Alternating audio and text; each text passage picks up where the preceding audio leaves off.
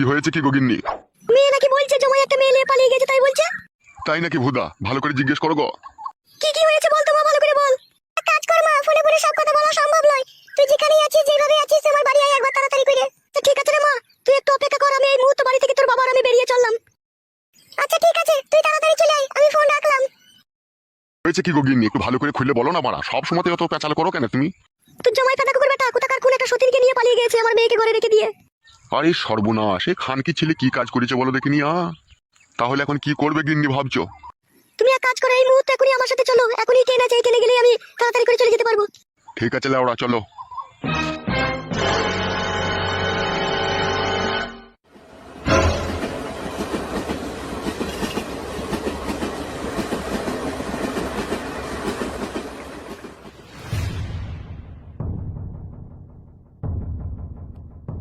হ্যাঁ রে মা, বলতো কেন সে ফাঁদা কুকুর বেটা তোকে ছেড়ে দিয়ে চলে গেল? কি হয়েছিল একটু বলতো মা, খুলে। মারে, তোর বাড়ি থেকে যখন আমি সোনার জিনিস দুটো নিয়ে এলাম, তখন ও বাড়ি এসে ও বাড়িতেই বসেছিল। আমি আসা মাত্রই আমাকে বললো, জিনিস নিয়ে এসেছিস? আমি বললাম হ্যাঁ নিয়ে এসেছি। তো ও তখন বললো, ওই জিনিসটা আমার হাতে দে। আমি ওর হাতে জিনিসটা দিয়ে দিলাম। তারপরে ও আমাকে বললো, আমি এই জিনিসটাকে দিয়ে বন্দুক দিয়ে ছাগল নিয়ে আসবো। দিয়ে ছাগল তো আর নিয়ে এলো না, রাত্রি 9টা-10টার সময় বাড়ি ফিরলো। ফিরে এসে ঘর ঢুকেই প্যান্ট-জামা পাল্টিয়ে নিল। আমি তখন জিজ্ঞেস করছি, হাগো তুমি এত রাত্রে প্যান্ট-জামা পরলে কোথায় যাবে কোথায়? ও তখন বলছে, লালনপুরে গান হয়েছে, আমি গান শুনতে যাবো। তা তুই বারণ করলি না, বলি না যে গান শুনতে যেতে হবে না?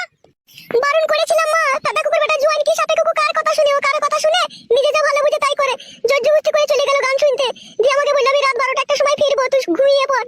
আর আমি যখন ঘরে ফিরবো তখন তুই দরজা খটাস খটাস করবি, বাড়ি মারবো, তুই তখন উঠে দরজা খুলবি। দাদা কুকুর বেটা রাত ফুরিয়ে সকাল হয়ে গেল, তাও বাড়ি এলো না। তখন আমি অনেক চিন্তা করি, তখন আর কিছু বুঝতে পারলাম না। বুঝতে না পারার কারণে আমি গেলাম ওর বন্ধুর কাছে। ওর বন্ধুকে জিজ্ঞেস করতেই আমাকে সমস্ত কথা খুলে বললো। কি কথা খুলে বললো? ওর বন্ধুটা বললো যে তোমার স্বামী একটা মেয়ের সাথে ভাব ভালোবাসা করেছে, দিলীপ বলে একটা লোক তার বউয়ের সাথে ভাব করেছে। সেই মেয়েটাকে নিয়ে যত সম্ভব আমার মন বলছে পালিয়ে গিয়েছে। শালা বৈদ্য কত বড় খান কি ছেলে বলা যায়, দেখো দেখিনি। তাহলে ওকে হ্যাঁ গো, বুড়ো চোদা মিনছে, তাহলে এখন কি করবে বলো? এখন আর কি করার আছে? এখন তো হরাম করে থানা পুলিশ করলে তো হবে না, পরে তো আবার আমরা ফেসে যেতে পারি। তাহলে কি করবে বলো? এই গ্রামের যিনি পঞ্চায়েত প্রধান, তাকে এই সমস্ত ঘটনাটাকে খুলে বলতে হবে। পঞ্চায়েত প্রধানের কাছে গেলে সব সমস্যার সমাধান হয়ে যাবে? লেওড়া, সমস্যার সমাধান না হইলেও গ্রামের ওরা একটা ছাতা মাতা, বুঝতে পেরেছো লেওড়া? ওদিকে এইসব বিষয়ে জানিয়ে রাখতে হবে।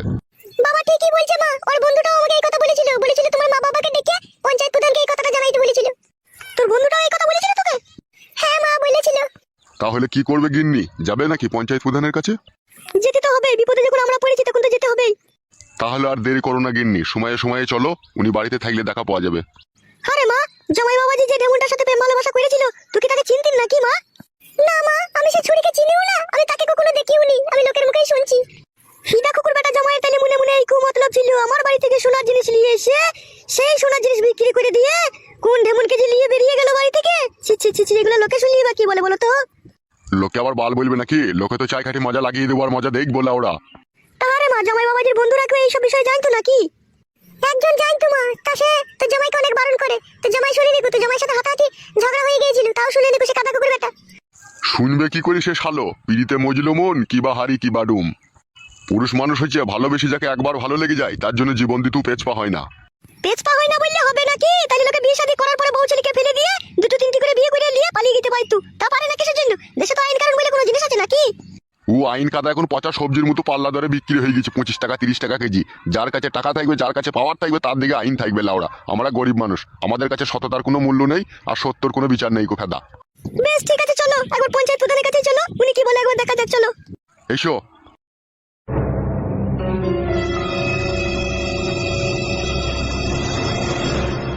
হ্যাঁ বলো দিলীপ বাবু, কি তোমার অভিযোগ আছে বলো। প্রধান সাহেব, আমি আপনার কাছে বড় দুঃখের খবর নিয়ে এসেছি। দিলীপ বাবু, কি দুঃখের খবর নিয়ে এসেছো বলো, নির্ভয়ে প্রাণ খুলে বলো তুমি আমার সামনে।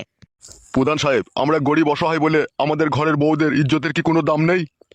দিলীপ বাবু, বেশি ভনিতা না করে কি হয়েছে একটু খোলাখুলি বলো। প্রধান সাহেব, রাতের অন্ধকারে একজন 22-23 বছরকার যুবক আমার বউকে ভুলিয়ে ফাঁসিয়ে নিয়ে চলে গিয়েছে। এইসব কি বলছো তুমি? কে এই যুবক? আমি ছেলেটার নাম জানি না প্রধান সাহেব, যত সম্ভব আপনার পাড়ারই ছেলে হতে পারে। পাঁচু। জি হুজুর, বলুন। কে এই নির্লজ্জ বেহায়া প্রেমিক যে দিলীপ বাবুর মতো সহজ সরল লোকের বউকে রাতের অন্ধকারে ভুলিয়ে ফাঁসিয়ে ঘর থেকে নিয়ে চলে গেছে? আমি কি করে জানবো মারা কে পালিয়ে গেছে না লিগেছে? সুরের বাচ্চা, তাহলে আমি দুধ কলা দিয়ে কাল সব পুচ্ছি? বোকাচুদা, 100 দিনের টাকা, ঘরের টাকা, সমস্ত টাকা তো ভাগিদার থাকিস ভাই সুরের বাচ্চা।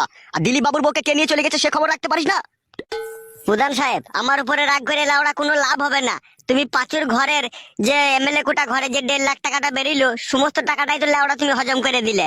কাদা, ওখান থেকে তুমি আমাকে কিছু দিয়েছো, তাই আমি লোকের খোঁজ খবর রাখবো। কানাডন, হ্যাঁ বড় ভাইজান, বলেন কি বলবেন। পাঁচু তো যা করছে আমাদের গোপন রহস্য ফাঁস করে দেবে মনে হচ্ছে তোরে। প্রধান সাহেব, আমার বিচারটা করুন, ওদের বিচার নাইলে আপনি পরে করবেন। হ্যাঁ দিলীপ বাবু বলো, আমি একটু কনফিউজ হয়ে গেছিলাম এদের সাথে কথা বলতে গিয়ে। তাহলে আমার বউকে যে রাতের অন্ধকারে একজন পর পুরুষ নিয়ে চলে গেল, কোথায় যে নিয়ে গেল তা আমি কোনো খোঁজ খবর জানি না। সে তো যা মন গেছে তাই করছে আমার বউকে নিয়ে। আমার বউয়ের তো ইঞ্জিল পুরো সিরিজ করে দিয়েছে লাউড়া। এখন আমি কি করব আপনিই বলুন। লেওড়া, আমার পাড়ার ছেলেতে এরকম কাজ করলো দিলীপ বাবুর স্ত্রীর সাথে, আর আমি প্রধান হয়ে খোঁজ রাখিনি পাড়া। ছি ছি ছি, আমি কেমন বালের প্রধান তাহলে।